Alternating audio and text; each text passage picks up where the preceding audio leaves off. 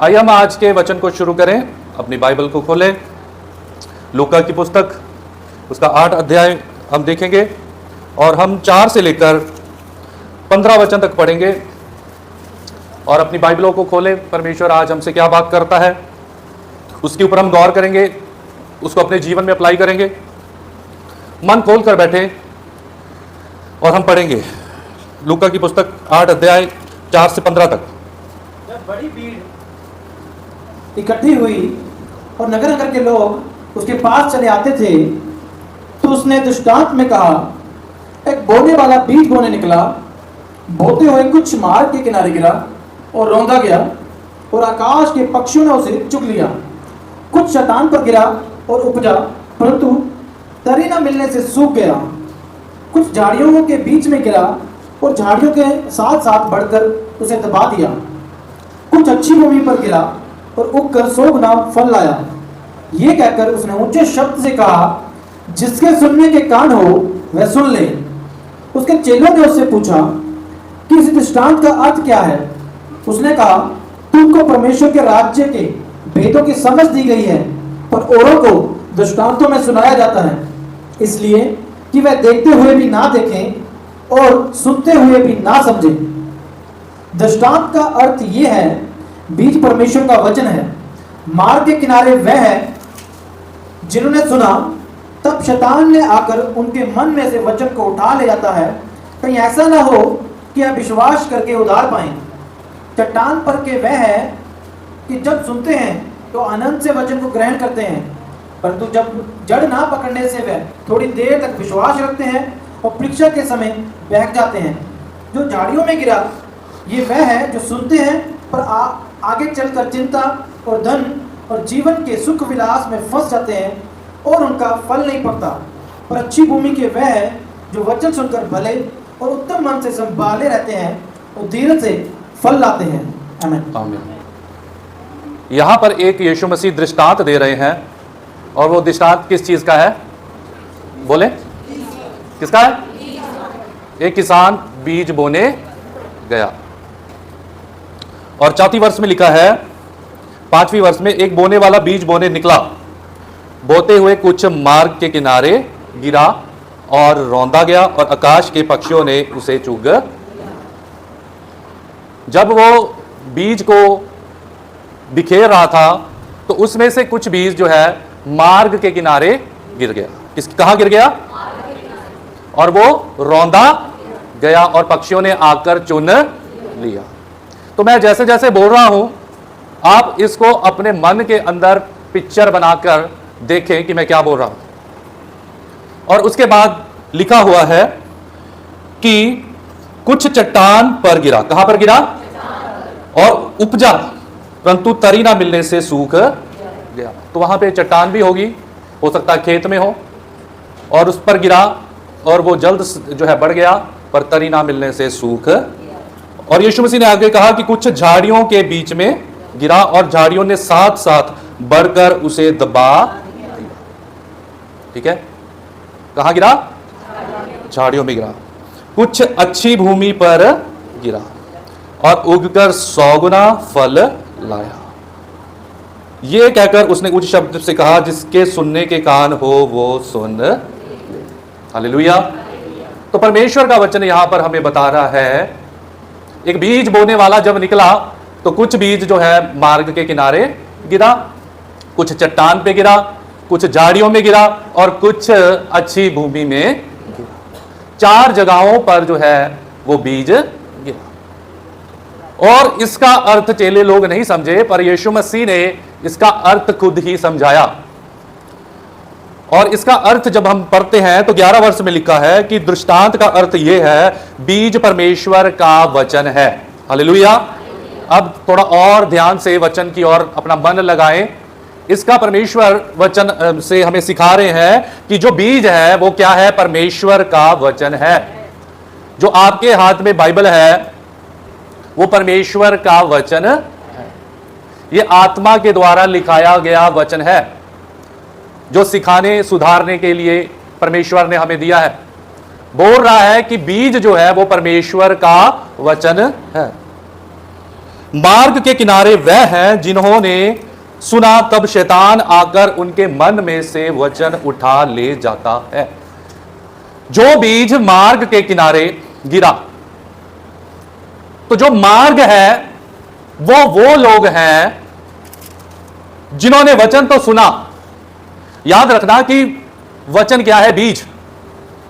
मार्ग के किनारे परमेश्वर की जो भूमि है, परमेश्वर ने बताया कि वो ऐसे लोग हैं जिन्होंने वचन तो सुना, तब शैतान आकर उनके मन में से वचन उठा ले जाता है। आप मेरे साथ हैं? कि कहीं ऐसा ना हो कि वह विश्वास करके उद्धार पाए। क्लियर है सबको? और लिखा है कि चट्टान पर के वह हैं जब सुनते हैं तो आनंद से वचन को ग्रहण तो करते हैं, परंतु जड़ ना पकड़ने से वह थोड़ी देर तक विश्वास रखते हैं और परीक्षा के समय बहक जाते हैं। तो इस वचन को हम धीरे धीरे पढ़ेंगे और समझने की कोशिश करेंगे ताकि वो वचन आपके हृदय में चला जाए। जो मार्ग के किनारे बीज गिरा था, वो जो बीज था वो मार्ग के किनारे गिरा और लिखा है वो रौंदा गया और पक्षियों ने आकर उसे चुग लिया। इस बात को याद रखना। और लिखा है कि जो चट्टान पर गिरा वह है जो कि जब सुनते हैं तो आनंद से वचन को ग्रहण तो करते हैं, परंतु जड़ ना पकड़ने से वह थोड़ी देर तक विश्वास करते हैं। मार्ग के किनारे के जो लोग होते हैं वो ऐसे लोग हैं जिन्होंने वचन तो सुना, पर शैतान ने क्या किया? आकर मन में से वचन को उठा लिया। और चट्टान के ऐसे लोग हैं, उन्होंने भी वचन सुना पर आनंद से वचन को ग्रहण किया। एक प्रकार के लोगों ने वचन सुनाया गया, एकदम से शैतान आकर उठाकर ले गया। और दूसरे प्रकार के लोगों से हम देख रहे हैं कि उन्होंने सुना और आनंद से वचन को ग्रहण तो किया, परंतु जड़ ना पकड़ने से वह थोड़ी देर तक विश्वास रखते हैं और परीक्षा के समय बहक जाते हैं। आप मेरे साथ हैं? ये जो पथरीली भूमि पर जो बीज गिरा था, ये जड़ नहीं पकड़ पाया, क्योंकि आपको पता है चट्टान जो होती है वो सख्त होती है और बीज, अगर बीज पुंगर भी जाता है तो उसको मिट्टी नहीं मिलती, मिट्टी की नमी नहीं मिलती और सूरज की गर्मी से मॉइस्चर नहीं मिलता, इसलिए वो जल्दी सूख जाता है। याद रखना कि ये वैसे लोग हैं जिन्होंने वचन को सुना पर उनकी जो जड़ें मजबूत।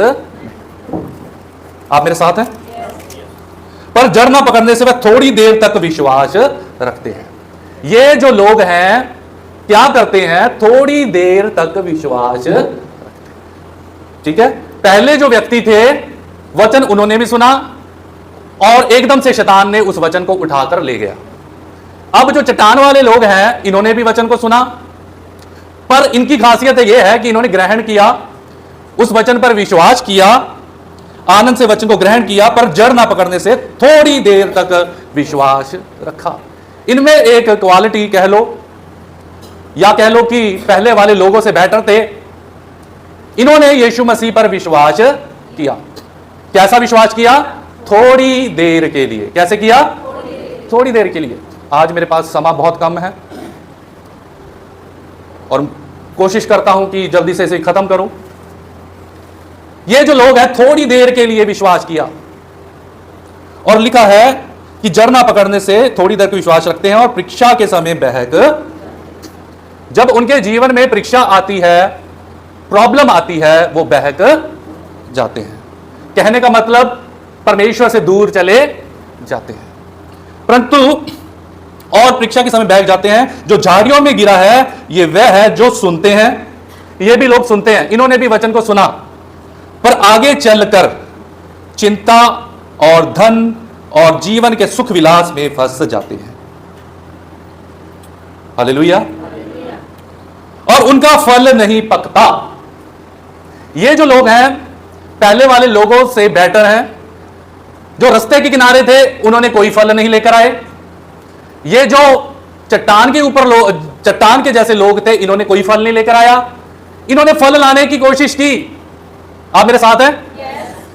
इन्होंने फल लाने की कोशिश की और लिखा है कि उनका फल नहीं पकता, फल नहीं पकता।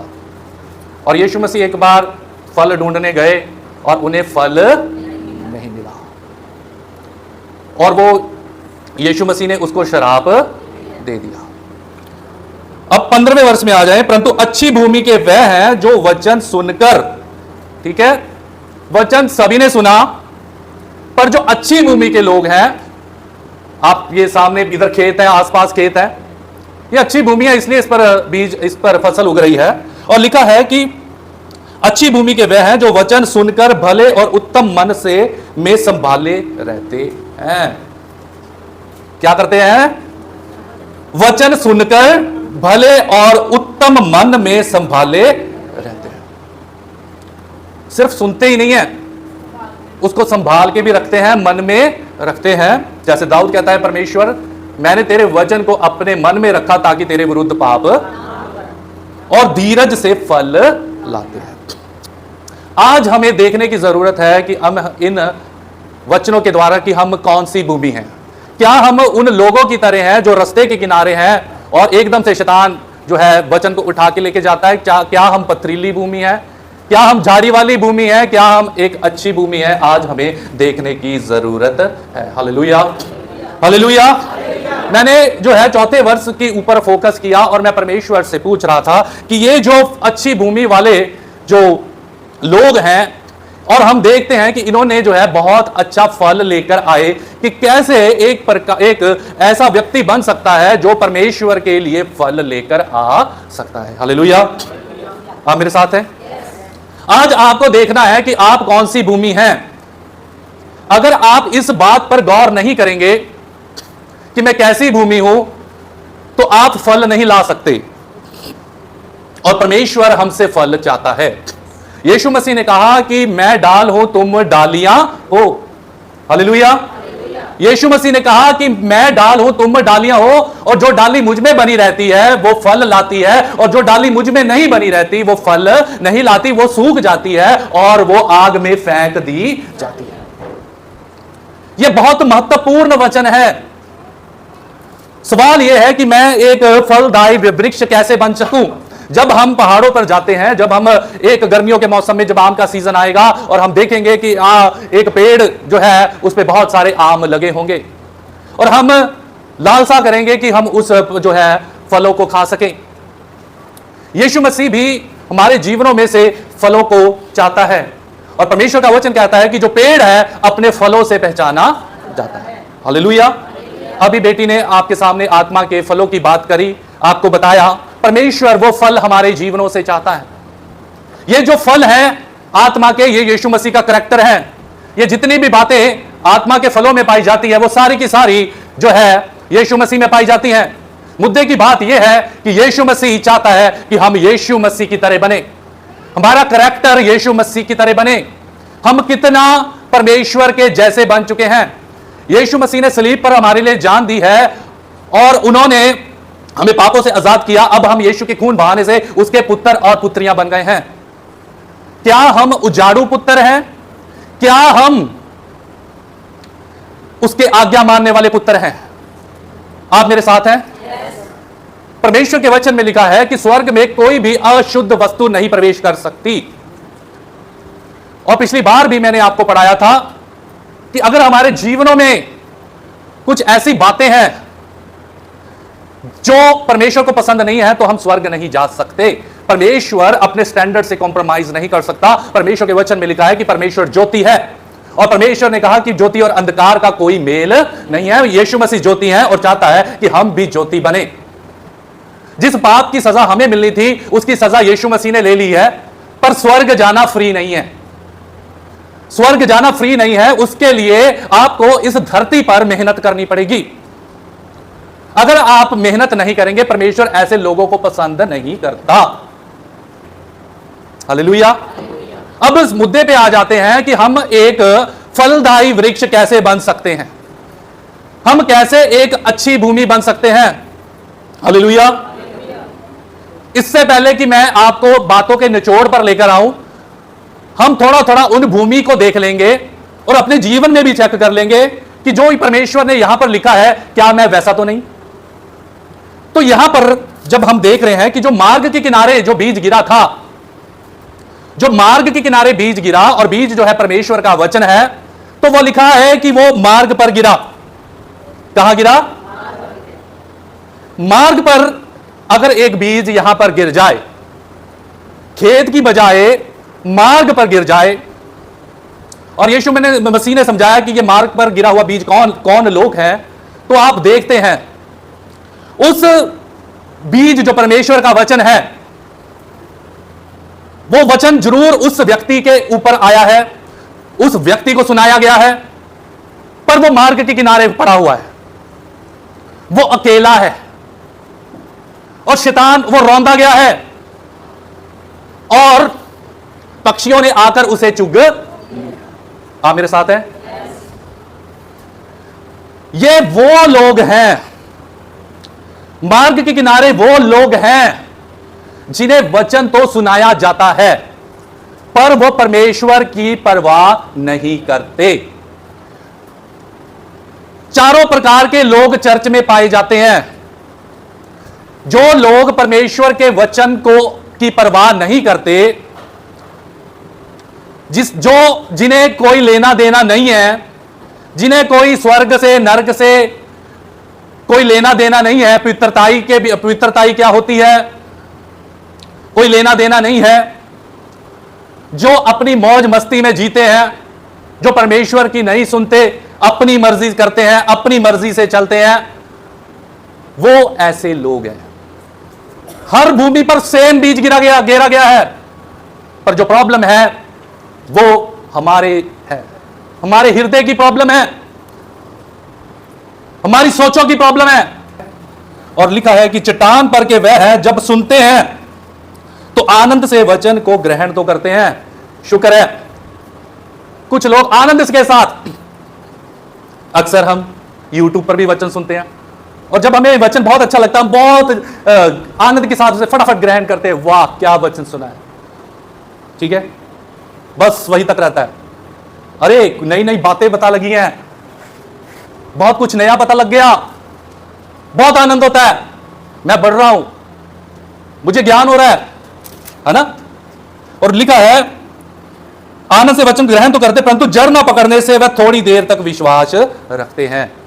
पहले वाले भी लोगों की तो बात ही छोड़ दो, ये थोड़े लोग प्रभु पर विश्वास करते हैं, इन्हें पता है यीशु मसीह काम करता है, उसके घर में आना पड़ेगा, विश्वास करना पड़ेगा, तभी कुछ होगा, ठीक है। और हम भजन संहिता उसका 1 अध्याय आपको पढ़ने की जरूरत नहीं है, आप सिर्फ सुने। उसमें लिखा है कि क्या ही धन्य वह पुरुष जो दुष्टों की युक्ति पर नहीं चलता और न पापियों के मार्ग में खड़ा होता है और न ठट्ठा करने वालों की मंडली में बैठता है, परंतु वह तो यहोवा की व्यवस्था से प्रसन्न रहता है और उसकी व्यवस्था पर रात दिन ध्यान करता है। और वह उस वृक्ष के समान है जो बहती नालियों के किनारे लगाया गया है और अपनी ऋतु में फलता है और जिसके पत्ते कभी मुरझाते नहीं है, इसलिए जो कुछ वह पुरुष करे वह सफल होता है। चट्टान वाला जो बीज है उगता तो जरूर है पर जड़ें मजबूत नहीं है। यहां पर हम देख रहे हैं कि एक जो भक्त व्यक्ति है वो उस पेड़ की तरह है जो नदी के किनारे लगाया गया है, ठीक है, और वो यहोवा की व्यवस्था से प्रसन्न रहता है, रात दिन उस पर ध्यान लगाता है और अपनी ऋतु में फलता है, जिसके पत्ते कभी मुरझाते नहीं। तरी ना मिलने के कारण वो मुरझा गया था। भाइयों और बहनों, यीशु मसीह ने कहा मैं डाल हूं तुम डालियां। आप परमेश्वर, आपका और परमेश्वर का रिलेशन कैसे है? आप विश्वास करते होंगे, उसको प्रभु भी मानते होंगे, पर आपका अगर परमेश्वर के साथ रिश्ता नहीं है तो आप फल नहीं ला सकते। फल लाने के लिए रिश्ता होना बहुत जरूरी है। जैसे ये पेड़ पानी सींचता है, नदी के किनारे लगाया गया है, इस तरह आपको पवित्र आत्मा की जरूरत है, पवित्र आत्मा के साथ संगति करने की जरूरत है। परमेश्वर के वचन में लिखा है कि मैं तुम्हें एक और सहायक दूंगा जिसका नाम पवित्र आत्मा है। हालेलुया। आपका पवित्र आत्मा के साथ रिलेशन कैसे है? यह जो व्यक्ति है यहोवा की व्यवस्था पर दिन रात मन लगाता है। कैसे लगाता है? दिन रात प्रभु के वचनों की सुनता है। और लिखा है, परंतु जड़ न पकड़ने से वह थोड़ी देर तक विश्वास रखते हैं और परीक्षा के समय बहक जाते हैं। जब परीक्षा आती है तो लोग बहक जाते हैं। क्या हो जाता है? बहक। पर जो परीक्षा में बना रहता है, जो दृढ़ बना रहता है कि नहीं, कोई भी प्रॉब्लम क्यों ना हो, मैं परमेश्वर को नहीं छोड़ूंगा, वही व्यक्ति फल लाने वाले बनते हैं।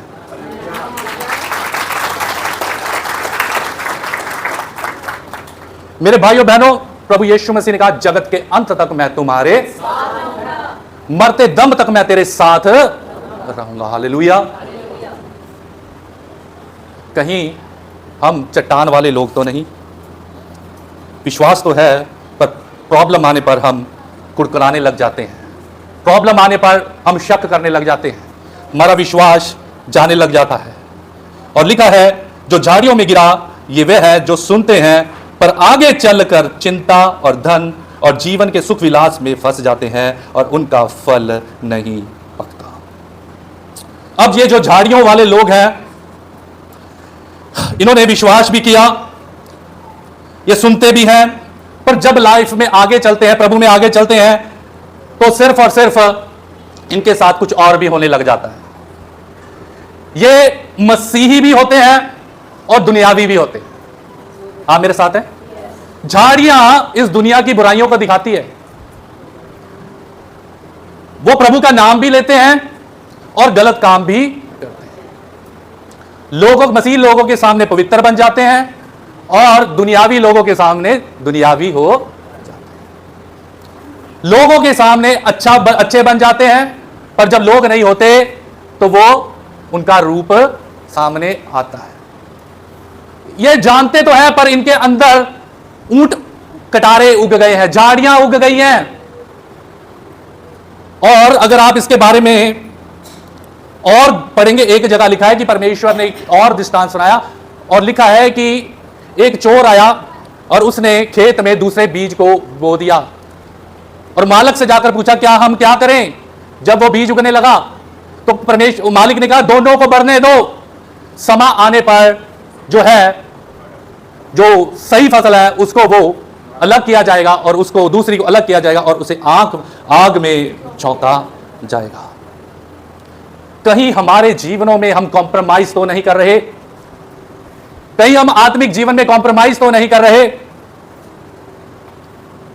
कि हम यीशु को भी मान रहे हैं, मूर्ति पूजा भी कर रहे हैं, हम दुनियावी जिंदगी भी जी रहे हैं और मसीह जिंदगी भी जी रहे हैं, चर्च भी आ रहे हैं और दूसरे काम भी कर रहे हैं। मेरे भाइयों और बहनों, ये जो संसार है ये बहुत खतरनाक कह लो, शैतान का यहां पे राज्य है, सताव है यहां पर। ये दुनिया शैतान की है, आप सताए जाएंगे। परमेश्वर के वचन में लिखा, बिना सताए आप परमेश्वर के राज्य में प्रवेश नहीं कर सकते। परीक्षाओं का आना जरूरी है। और लिखा है कि धन, चिंता और धन और जीवन के सुख विलास में फंस जाता है, उसके जीवन में चिंता आ जाती है, मेरे कल का क्या होगा, मैं अपने बच्चों को कैसे पढ़ाऊंगा। और लिखा है धन, मुझे कहां धन मिलेगा। हर वक्त वो व्यक्ति अपने काम में व्यस्त होता है। परमेश्वर हमसे फल चाहता है, परमेश्वर चाहता है कि हम फल लेकर आए, उसका कैरेक्टर हमारे जीवन में आए, हम लोगों से प्रेम करें, हम लोगों की सेवा करें, उनके लिए दुआएं करें। जैसा यीशु मसीह था ऐसे हम जिए। हालेलुया। अब मैं अच्छी भूमि की ओर आ गया हूं। यह जो अच्छी भूमि को कैसी होती है? पर अच्छी भूमि के वह है जो वचन सुनकर भले और उत्तम मन में संभाले रहते हैं और धीरज से फल लाते हैं। हालेलुया। मैं इन बात पर आ गया हूं, इसी पर मैंने पहले फोकस किया था, प्रभु से पूछा था, अगर आप अच्छी भूमि बनना चाहते हैं तो जिन जिन लोगों के हाथ में बाइबल है वो ऊपर उठा ले इसको। मेरे भाइयों और बहनों, यहां पर लिखा है ऐसे व्यक्ति वचन को संभालते हैं। आपका एटीट्यूड वचन के प्रति आपको अच्छी भूमि बनाएगा। हालेलुया। आपका नजरिया परमेश्वर के वचन के प्रति आपको अच्छी भूमि बनाएगा। हालेलुया। किस नजरिए से वचन को देखते हैं? हल्के से देखते हैं तो आप हल्के में तोले जाएंगे। पिछली बार मैंने कहा था, जिस नाप से तुम नापते हो उसी नाप से तुम्हारे लिए भी नापा जाएगा। जिस प्रकार वचन को देखते हो वचन उसी प्रकार काम। अच्छी भूमि बनने के लिए आपका एटीट्यूड परमेश्वर के प्रति सही होना चाहिए। जो उसमें लिखा है उसको करना चाहिए, जो नहीं लिखा उसको नहीं करना चाहिए। हालेलुया।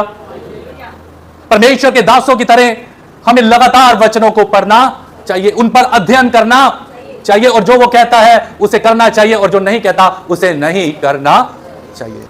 और लिखा है, वचन सुनकर भले और उत्तम मन में संभाले रहता है। वचन में लिखा है कि मन सबसे धोखेबाज चीज है। जो उसके ऊपर जयवंत हो गया वो नगर को जीतने के बराबर है। हालेलुया। परमेश्वर के वचन में लिखा है कि धन्य है वे लोग जो मन के भूखे और धर्म के भूखे और जैसे एक खोजी व्यक्ति खजाना ढूंढने जाता है और उसे खजाना मिलता है, वो बहुत खुशी होती है। जब आपको कोई नई बात परमेश्वर के वचन से पता चलती है, जब आपकी आत्मा में, जब आपकी आत्मिक नॉलेज में बढ़ोतरी होती है, आपको कैसा महसूस होता है? अगर आपको खुशी होती है, जो आपने वचन पढ़ा, प्रभु ने आपसे बात करी, खुशी होती है, तो आप एक अच्छी भूमि है। हालेलुया। और परमेश्वर के वचन में लिखा है, परमेश्वर के वचन में लिखा है, जो तुम बोगे वही काटो। हालेलुया। बिना बोए कुछ नहीं होगा। आशीष ऊपर से आती है, पर उसके लिए कुछ बोना पड़ता है। हालेलुया। जिस जीवन के क्षेत्र में आप वचनों को बो देंगे वो आपके जीवन में हो जाएगा। अगर आप बीमार हैं, चंगाई के वचनों को बोएंगे, चंगाई आ जाएगी। अगर गरीब है, अगर उन वचनों को जिससे आशीष मिलती है उसमें बोएंगे तो आप अमीर हो जाएंगे। हालेलुया। सारे वायदे आपके लिए होंगे। आपकी सोचें, अगर वचन आप नहीं पढ़ेंगे तो आप अच्छी भूमि नहीं बन सकते। हालेलुया। इसलिए मेरे भाइयों और बहनों, आपको फल लाना है, आपको फल लाना है, और वो तभी हो पाएगा जब आप वचनों को पढ़ेंगे। हालेलुया। जब आप मेहनत करेंगे और जब आप उन वचनों को दिल में रखेंगे और उन वचनों को बोलेंगे तो आपके जीवन में चेंज आना शुरू हो जाएगा। परमेश्वर के वचन में लिखा है, परमेश्वर के धर्म और राज्य की खोज करो तो दुनिया की सारी चीजें तुम्हें मिलेगी। हालेलुया। दुनिया की सारी चीजें परमेश्वर आपको देगा। आपके बच्चे बीमार नहीं होंगे, आप अच्छे से खाएंगे, आपके बच्चे अच्छा पढ़ा लिखेंगे, आपके बच्चे नशा नहीं करेंगे। परमेश्वर आपको बाहर लेकर जाएगा। परमेश्वर आपको मौत के मुंह से बचाएगा, आपको खतरों से बचाएगा, क्योंकि आप परमेश्वर के वचन को अहमियत देते हैं। हालेलुया। क्योंकि आप उसके वचन का आदर करते हैं, परमेश्वर आपका भी आदर करेगा और आप एक अच्छी भूमि बन जाएंगे। हालेलुया। पहली बात मैंने जो आपको बताई कि आपका एटीट्यूड परमेश्वर के वचन के लिए कैसा है, किस नजरिए से देखते हैं।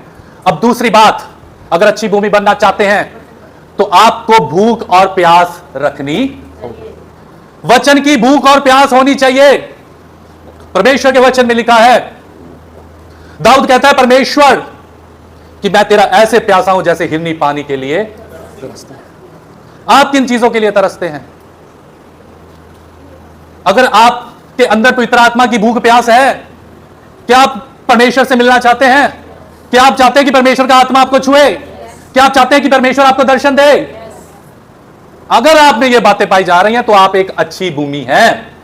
पहला था आपका वचन का नजरिया, वचन को कैसे देखते हैं। दूसरी बात, वचन के आप कितने भूखे और प्यासे। हालेलुया। तीसरी बात बोलकर खत्म करूंगा। तीसरी बात, अगर आप अच्छी भूमि बनना चाहते हैं तो आपको हम्बल बनना पड़ेगा। क्या बनना पड़ेगा? दीन बनना पड़ेगा। जो लोग दीन नहीं है वो घमंडी हैं, वो प्रभु की सेवा नहीं कर सकते। उनकी नजर में उनका परमेश्वर खुद वो आप हैं, और ऐसे लोगों को परमेश्वर पसंद नहीं करता। ऐसे लोग परमेश्वर के सामने सिरों को नहीं झुकाते, वो प्रार्थना नहीं करते, वो वचन नहीं पढ़ते। शैतान के अंदर घमंड आ गया और कहता है कि मैं तेरे से बड़ा तख्त बनाऊंगा, और वो गिराया गया। दीन लोग ही प्रभु के घर में आते हैं, दीन लोग ही कहते हैं कि मुझे प्रभु की जरूरत है, दीन लोग ही कहते हैं कि मैं प्रभु से प्रार्थना करूंगा। हालेलुया। और ऐसी भूमि में फल आता है। हालेलुया।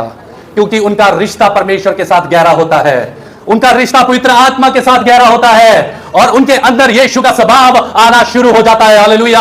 आज अपने जीवन को चेक करके देखें कि आप कौन सी भूमि है, कितना मैं यीशु की तरह बन गया हूं।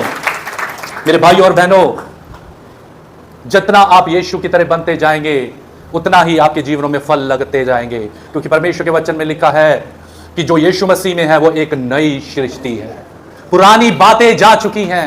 यीशु मसीह के बाद में आने भी आपकी आदतें इसलिए नहीं जा रही क्योंकि आप वचन नहीं पढ़ रहे। वचन दो धारी तलवार है जो गुद्दे गुद्दे को चीर देता है, वो आपको साफ करता है। इसलिए वचन के लिए टाइम निकालना शुरू करें। सुबह शाम रात को वचन पढ़ा करें। यहूदी लोग बहुत वचन पढ़ते हैं, वो हर पहर प्रार्थना करते हैं, 12 बजे प्रार्थना करते हैं, 3 बजे, 6 बजे, 9 बजे। कुछ एफर्ट लगाना पड़ता है। एक जो जिम होता है, बॉडी बिल्डर, उसके मसल्स आपने देखे हो, वो कुछ अपनी हद से बाहर जाता है, अपनी लिमिट से बाहर जाता है। आपको अपनी लिमिट से बाहर जाना पड़ेगा। आप अगर 1 घंटा बैठ सकते हैं तो आप 2 घंटा बैठने की कोशिश करें। अगर आप आधा घंटा प्रार्थना करते हैं तो 1 घंटा प्रार्थना करने की कोशिश करें। Hallelujah. Without pain no gain. मुझे यीशु चाहिए, मुझे सामर्थ चाहिए, मुझे अभिषेक चाहिए। स्वर्गीय वस्तुओं के ऊपर मन लगाओ, दुनिया की चीजें तो नाश हो जाएंगी, और जब आप ऐसे हो जाएंगे तो आप एक अच्छी भूमि बन जाएंगे। परमेश्वर आज के वचन से आपको आशीष और बरकत दे। सबको जय मसीह।